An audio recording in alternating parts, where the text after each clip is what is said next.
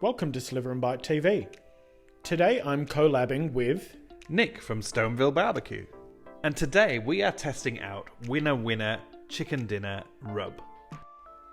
So this really simple Stoneville rub has got in it pepper, a mixture of herbs. In this one it's oregano, thyme and rosemary, followed by garlic granules. Sometimes we put garlic powder in there. Onion powder, again, sometimes we'll put onion granules in there, just depending on how coarse we want the rub to be. We've got paprika. Paprika adds that really nice smoky flavour, a little bit of cayenne pepper, some kosher salt, and some dried cilantro. Wow, Nick, that's going to be one flavoursome chook. It sure is, Chris. So what we're doing now is we are mixing all those ingredients together. And for us at Stoneville BBQ, it's really important to make sure we give it a good mix so that every single bite of the chicken has exactly the same flavour.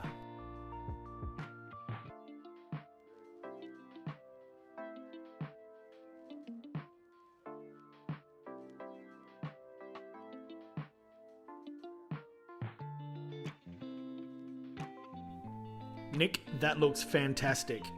Looking forward to see what you're going to use for the binder.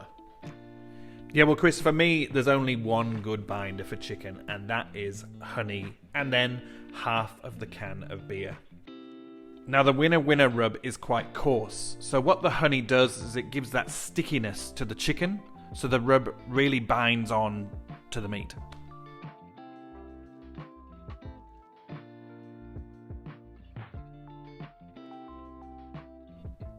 And once we've combined it, we can add a little bit more honey. It just helps with that stickiness. I love honey, so I'll put plenty of honey on my chicken.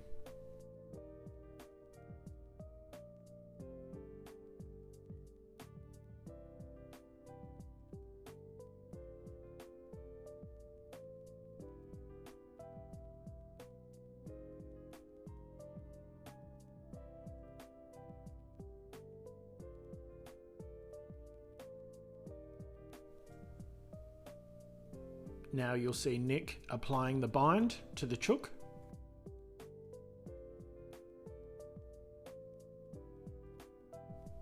Nick is applying the bind quite liberally.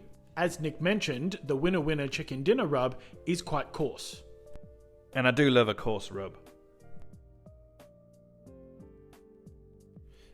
And the thing with paprika in rubs, you'll find when you put paprika onto the binder, it clumps and creates these really nice crispy paprika pieces in the rub when it's cooked. And look, Chris, there's no right or wrong way to put a rub on a chicken, so just get it everywhere. We're going to try and get it into every crevice, every nook and cranny. I like to not get my hands too dirty, so keeping it nice and light. And then turning it over, add a little more of the binder. You can pour it on if you want to. Just be careful you don't wash off the rub that you've just put on. So with the chicken, you can add rub to both sides. So again, I'm going to tip that rub right over, trying to get it into every crevice. And now we've got the NSFW part where we put the can inside the chicken. And this collab marks the first time Nick and myself have made a beer can chook. And I don't think I would cook a chook any other way. I totally agree, Chris. And what the beer can does is it really adds moisture into the chicken while you're cooking it. And that beer adds a phenomenal flavour. Now that Nick has stood the chicken up, he's just putting a little bit of rub over the top of it.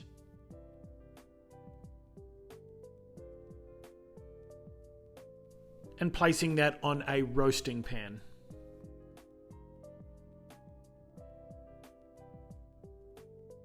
You'll see that Nick is also going to do a little touch up, just putting some of the rub in the areas that he may have missed.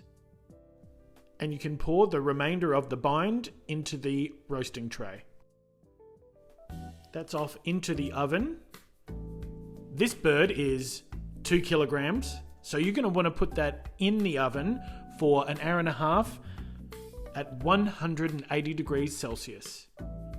And you want to make sure that the internal temperature of the thickest part of the chicken is 75 degrees. Now, some of the viewers are probably wondering why the chicken is so black. And that's just some of the onion and the paprika really darkening in colour and doesn't affect the flavour. Oh, Chris, can I get a hand for a second? Sure can, Nick. A little bit higher and I can pull the can out. I'll take that tray of juices. That'll make a great gravy. And while Chris is making that gravy, let's cut her open and see what she looks like. Nice and juicy and tender. So here I have the juice from the chicken in a small saucepan, and I've made a little slurry, reserving a little bit of the juice and adding some corn flour. Oh my gosh. Nick, it has been a pleasure cooking with you today. It's been great. I look forward to our next cook. See you soon.